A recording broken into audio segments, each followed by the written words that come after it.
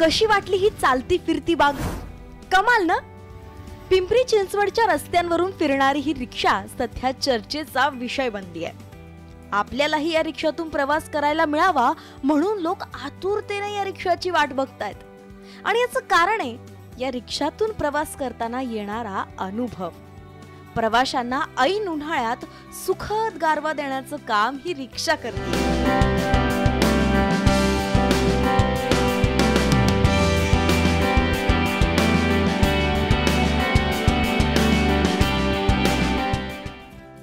चहूबाजूंनी झाडाने वेढलेली ही रिक्षा आहे गणेश नानेकर यांची. गणेश नानेकर यांना वृक्ष लागवडीचा छंद आहे आणि या छंदाचा वापर त्यांनी समाजासाठी करण्यासही सुरुवात केली आहे. माध्यम ठरलंय त्यांची ही रिक्षा. पण गणेश यांना ही आयडिया सुचली कशी? मला ही आयडिया माझ्या मिसेसने दिली घरनं.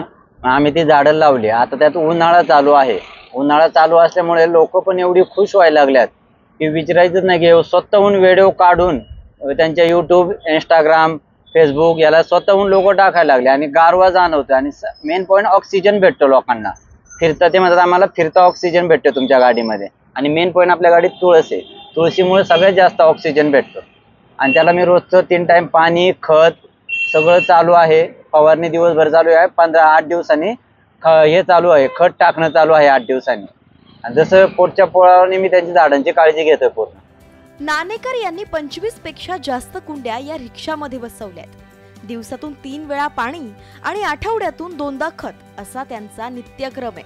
त्यांच्या या मेहनतीमुळेच ही सगळी झाडं बहरली आहेत आणि रिक्षात बसणाऱ्या प्रत्येक प्रवाशाला गारवा देण्याचं काम करतायत. ज्यामुळे अख्ख्या शहरात या अनोख्या रिक्षाला झाडवाली रिक्षा म्हणून ओळखही मिळाली आहे.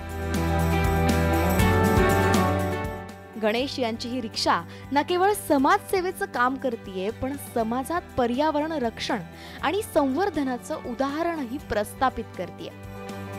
त्यामुळेच पर्यावरणाचं महत्त्व पटवून देण्यासाठी असा स्तुत्य उपक्रम राबवणाऱ्या गणेश नानेकर यांना न्यूज 18 लोकमतचा सलाम. Bureau report, news 18 Lokmat.